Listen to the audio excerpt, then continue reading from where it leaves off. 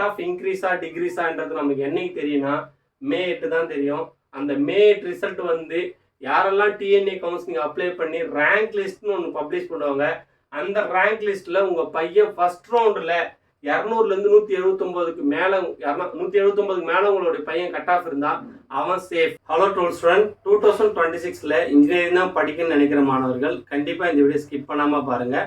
So உங்கள் மனசில் எல்லாருக்கும் ஒரு குழப்பம் இருக்குது, கட் ஆஃப் இந்த வருஷம் இன்க்ரீஸா டிக்ரீஸா அப்படின்றது.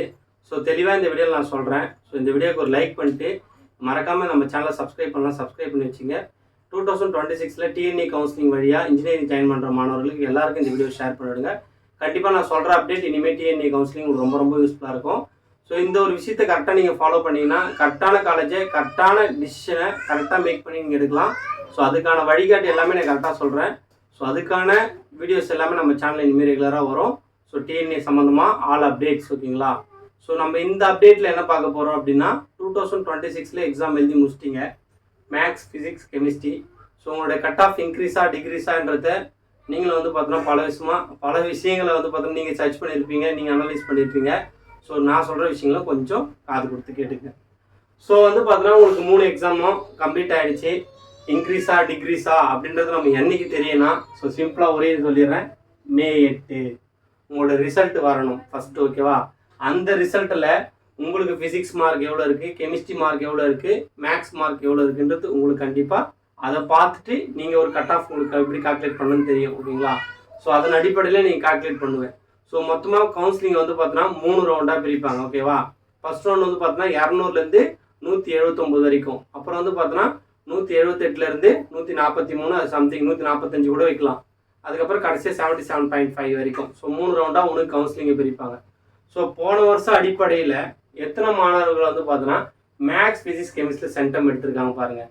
ஸோ போன வருஷம் வந்து பார்த்தோன்னா எல்லாரும் புலம்பி தளர்ந்து maths tough, last question 5 mark போச்சுன்னு. ஸோ 5 மார்க் போயுமே மேக்ஸில் எவ்வளோ பேர் சென்டமு? 3022 மாணவர்கள் மேக்ஸில் சென்டமு. ஃபிசிக்ஸில் 1125 மாணவர்கள் ஃபிசிக்ஸில் சென்டமு. கெமிஸ்ட்ரியில் 3181 மாணவர்கள் சென்டம். ஸோ இந்த மாணவர்கள் எல்லாரும் வந்து இன்ஜினியரிங் படிச்சிருப்பான்னு நினைக்கிறீங்களா? நோ. ஸோ இந்த மாணவர்கள் பேராமெடிக்கல் கவுன்சிலிங்காக போயிருப்பாங்க. ஸோ வேற பார்த்து டிசைட் பண்ணிட்டு போயிருப்பாங்க. ஆனால் போன வருஷம் டிஎன்ஏ, ஓகேவா, உங்களுக்கு எது இதில் ரொம்ப முக்கியம்னா உங்களோட கட் ஆஃப் இன்க்ரீஸ் டிக்ரீஸ்ன்றதோடைய நீ இந்த ரேங்க் லிஸ்ட்டை டிஎன்ஏ கவுன்சிலிங் வந்து பார்த்தோன்னா உங்களுக்கு ஒரு ரேங்க் லிஸ்ட்டை பப்ளிஷ் பண்ணும். ஸோ அந்த ரேங்க் லிஸ்ட்டில் உங்களுக்கு 3 ரவுண்டாக கவுன்சிலிங் பிரிக்கிறாங்க பார்த்தீங்களா? அதில் ரவுண்டு 1ல் வரவன், ஓகேவா, எப்படி ரவுண்டு 1ல் வரவன் சேஃப், 100% சேஃப், ஓகேவா? நீ ஒரு நல்ல காலேஜ், ஓகேவா, ஒரு நல்ல காலேஜில் ஒரு நல்ல டிபார்ட்மெண்ட் கிடைச்சா ஓகே அப்படின்னா ரவுண்டு 1. போன வருஷம் அடிப்படையிலே சொல்கிறேன், 200லேருந்து 179 வரைக்கும் கட் ஆஃப் இருந்த எல்லா மாணவர்களும் டிஎன்ஏ ரேங்க் லிஸ்ட்டில் ஃபர்ஸ்ட் ரவுண்டில் வந்திருப்பாங்க. ஸோ இவங்கெல்லாம் சேஃப்.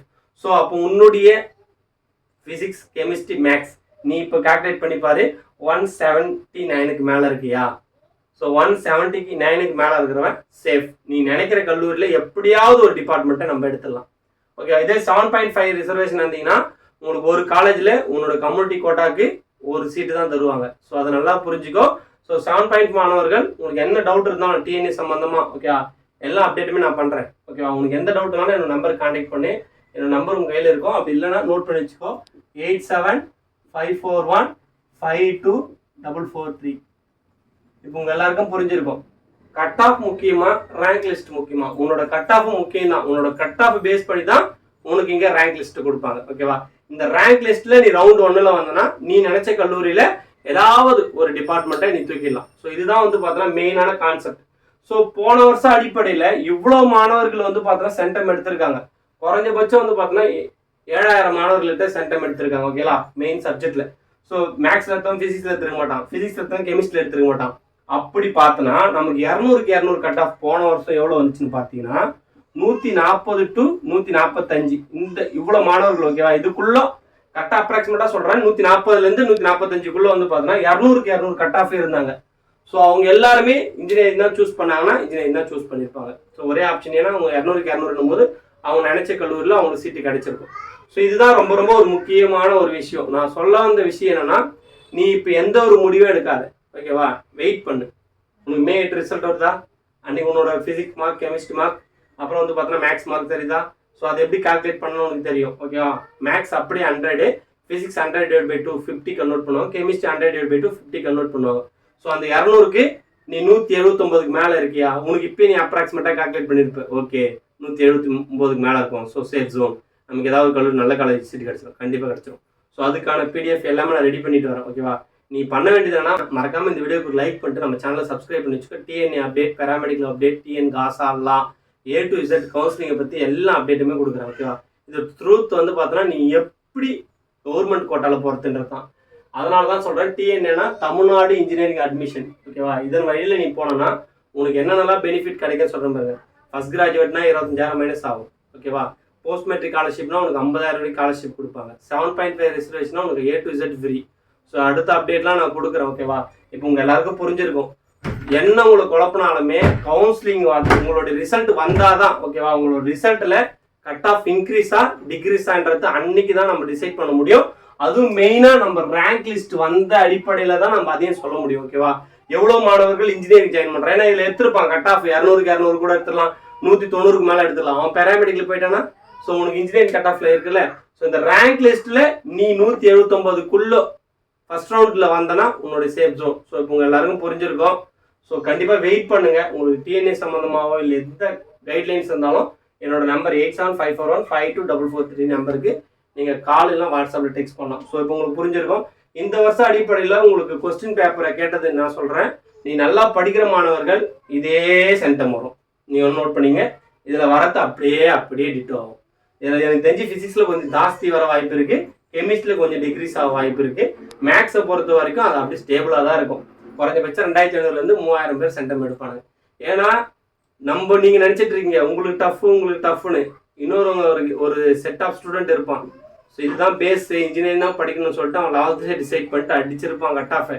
நீ வேணா பாரு, இது ஜாஸ்தி தான். ஓகேவா? உனக்கு கொஸ்டின் பேப்பர் உனக்கு டஃப்னா எல்லாருக்கும் டஃப்னு மட்டும் நீ ஏச்சிடாத. இது ரொம்ப ஒரு தவறான ஒரு டிசிஷனு.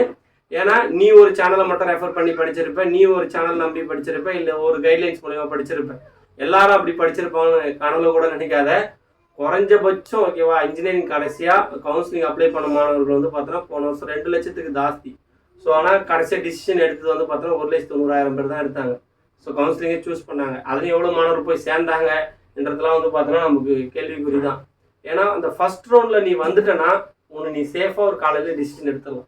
ஸோ இந்த கட் ஆஃப் ஒரு தான் இப்போத்தி கால்குலேட் பண்ணி பாருங்க, 179க்கு மேலே இருக்குமா அப்படின்னு. ஸோ அதே போல் உன்னோட பேப்பர் வேல்யூவேஷன் இதெல்லாம் உனக்கு பார்க்கணும். நீ எழுதிருப்ப, ஓகே மேபி 5 மார்க் எக்ஸ்ட்ரா கிடைச்சிருக்கலாம். ஸோ அது எல்லாமே எங்கே தெரியும், May 8. ஸோ வெயிட், எந்த ஒரு குழப்பம் படாதீங்க. பேரண்ட்ஸ் பார்த்துருந்தீங்கன்னா அவசரப்பட்டு எந்த ஒரு டிசிஷன் எடுத்துடாதீங்க. கட் ஆஃப் இன்க்ரீஸா டிக்ரீஸான்றது நமக்கு என்னைக்கு தெரியும்னா May 8 தான் தெரியும். அந்த May 8 ரிசல்ட் வந்து யாரெல்லாம் டிஎன்ஏ கவுன்சிலிங் அப்ளை பண்ணி ரேங்க் லிஸ்ட்னு ஒன்று பப்ளிஷ் பண்ணுவாங்க. அந்த ரேங்க் லிஸ்ட்டில் உங்கள் பையன் ஃபர்ஸ்ட் ரவுண்டில் 200லேருந்து 179க்கு மேலே 179க்கு மேலே உங்களுடைய பையன் கட் ஆஃப் இருந்தால் அவன் சேஃப். ஓகேவா? இதுதான் நான் சொல்ல வரது. ஸோ அவசரப்பட்டுறாதீங்க, வெயிட் பண்ணுங்கள். எல்லா அப்டேட்டும் அடுத்தடுத்து கொடுக்குறேன். தேங்க்யூ.